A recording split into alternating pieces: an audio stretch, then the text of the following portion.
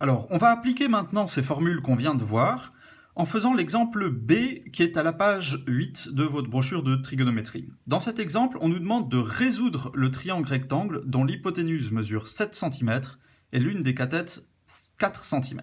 Alors, qu'est-ce que ça veut dire tout ça? D'abord, résoudre, qu'est-ce que ça veut dire? On nous l'explique là en bas. Résoudre un triangle consiste à calculer les éléments non donnés. Donc, la longueur de tous les côtés. Là, on nous en donne déjà deux, il faut calculer la longueur du troisième côté. Et puis, calculer la mesure de tous les angles. Ensuite, l'hypoténuse, vous savez ce que c'est? La cathète, je l'ai laissé entendre il y a 30 secondes, mais la cathète, qu'est-ce que c'est? C'est un des côtés, dans un triangle rectangle, c'est un des côtés qui n'est pas l'hypoténuse, c'est un des deux autres côtés. Alors commençons par représenter la situation sur un schéma. Donc on a notre triangle rectangle, l'hypoténuse ici qui fait 7 cm, un des deux autres côtés qui mesure 4 cm, alors on va dire par exemple que c'est celui-là, imaginons, et puis le troisième côté qu'on ne connaît pas. Peut-être ce qu'on peut faire aussi, c'est qu'on peut donner des noms aux différents points du triangle, on va appeler ça A, ça B, et puis ça C, et puis comme ça BC c'est l'hypoténuse, AC c'est le côté qu'on connaît, puis AB c'est le côté qu'on ne connaît pas encore. Et puis du coup, on va aussi donner des noms aux angles. Alors traditionnellement, les angles, on leur donne toujours un nom qui correspond au point qui est juste à côté.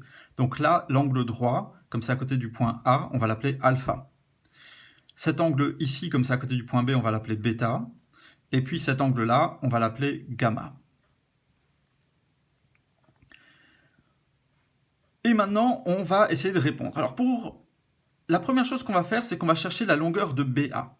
Et pour chercher la longueur de BA, on ne va pas encore à ce stade utiliser les formules de trigonométrie qu'on vient de voir. On va utiliser un autre théorème que vous connaissez très bien, qui s'appelle le théorème de Pythagore. Et le théorème de Pythagore, qu'est-ce qu'il nous dit? Il nous dit que le carré de l'hypoténuse, donc BC au carré, est égal à la somme des carrés des deux cathètes. Donc est égal à AB au carré plus AC au carré.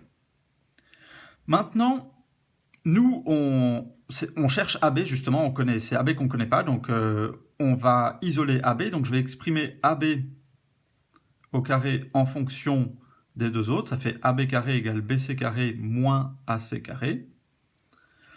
Et puis, je remplace tout ça par les valeurs correspondantes, donc ça fait AB carré égale 7 au carré, ça fait 49, moins AC carré, ça fait 16, et donc c'est égal à 33.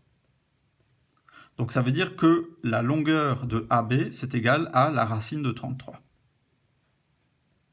Voilà. Et puis alors, il faut faire attention à une chose dans ces exercices, il ne faut jamais arrondir les valeurs avant de donner la réponse finale, parce que si on arrondit, après on fait des calculs avec les arrondis, puis ça fait des arrondis d'arrondis, et on finit par trouver quelque chose qui est assez loin de la réponse, assez loin de la bonne réponse. Alors il faut faire attention à ça. Donc là, on a déjà une partie de la réponse, parce que une des choses qu'on nous demandait de faire, c'était de donner la longueur de tous les côtés. Puis il y avait les deux qu'on connaissait déjà, et le troisième qu'on ne connaissait pas encore, qu'on a maintenant ici. Maintenant, il faut donner la mesure des angles. Alors, il y a un angle qui est droit, c'est l'angle alpha, donc ça, on sait, alpha, ça fait 90 degrés. Ça, on peut le dire aussi. Voilà. Et puis, pour calculer bêta, qu'est-ce qu'on va faire? On va utiliser les formules qu'on a vues. Donc, ce qu'on peut dire, par exemple, c'est que je vais utiliser AC et BC, donc ça, c'est le côté opposé hypoténuse. Et c'est le sinus, du coup. Alors, sinus de bêta, sinopipe égale opposé sur hypoténuse, et donc est égal à AC sur BC, ce qui fait 4 sur 7. Voilà, et maintenant on fait un petit montage vidéo un petit peu bricolé, parce que j'ai fait une erreur tout à l'heure dans ma vidéo. Alors, si sinus de bêta est égal à 4 sur 7, qu'est-ce que ça signifie? Ça signifie que bêta est égal à sinus moins 1 de 4 sur 7. Et puis, on calcule ça à la calculatrice. Alors, je vous rappelle, pour calculer ça à la calculatrice, qu'est-ce qu'on fait? On fait 4 divisé par 7 d'abord, et puis ensuite sinus moins 1. Et pour faire sinus moins 1, il faut utiliser la touche second, qui est en bleu ou en jaune, ça dépend de votre modèle de calculatrice. et ensuite appuyer sur la touche sinus. Puis ça fait, si vous regardez juste au-dessus de la touche sinus, il y a écrit en petit, justement en bleu ou en jaune, sinus -1. Puis c'est ça qu'on utilise. Et donc on fait ce calcul-là, et qu'est-ce que ça nous donne? Ça nous donne environ 34,85 degrés. Donc on sait maintenant que l'angle β mesure 34,85 degrés. Alors on a calculé alpha, on l'a trouvé, bêta on l'a calculé, ça on vient de le faire. Maintenant il faut calculer encore gamma.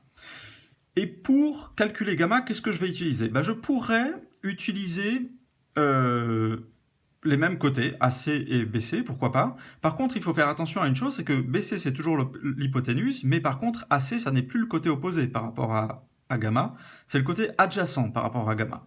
Donc ça veut dire qu'on utilise l'adjacent et l'hypoténuse, et quelle est la formule qui utilise ces deux côtés? C'est le cosinus. Donc ce qu'on va dire, c'est que le cosinus de gamma, c'est égal à AC divisé par BC. Et ça fait donc, comme tout à l'heure, ça fait 4 sur 7. Sauf que cette fois, c'est pas le sinus, c'est le cosinus. Et donc, gamma est égal à quoi? Gamma est égal à cosinus puissance -1 de 4 sur 7.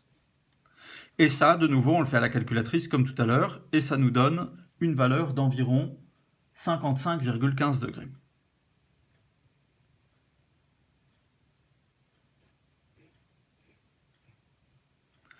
Et on a répondu à l'exercice parce qu'on a trouvé le troisième côté qui mesure racine de 33, on a trouvé les trois angles, alpha, bêta et gamma.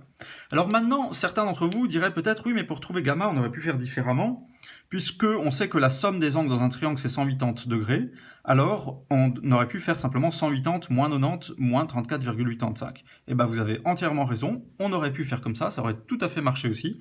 Et puisque moi, j'ai pas fait comme ça, je vais faire le contraire, je vais vérifier. Je fais la somme, je prends ma calculatrice et je fais 90 plus 34,85 plus 55,15 et j'additionne tout ça et je regarde ce que ça... Mais ma calculatrice me dit que ça fait bien 180 degrés. Donc ouf, ça veut dire que je ne me suis pas trompé là-dessus.